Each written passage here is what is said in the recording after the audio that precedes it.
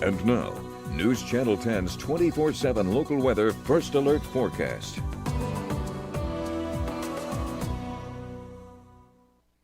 Well, already heating up here in the Texas Panhandle, already at about 90 degrees as of about 11:30 in the morning in Amarillo.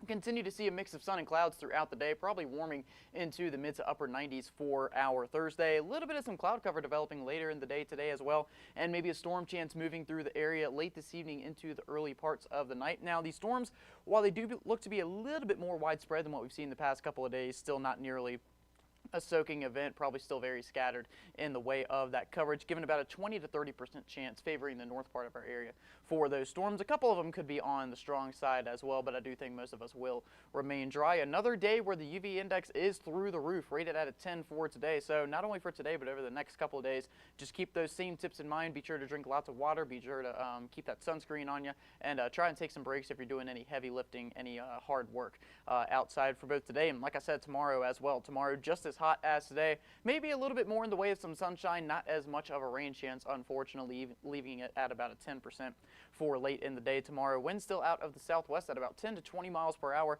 We're going to repeat that process for Saturday as well. Then for Sunday, we may finally see a little bit of a cool down with those temperatures. That's thanks to a little bit of a wind direction shift, more coming out of the northeast. Highs still a little bit above average in the mid 90s, and then closer to average going into the beginning part of next week, where we could raise those rain chances and lower those temperatures down into the upper 80s and lower 90s.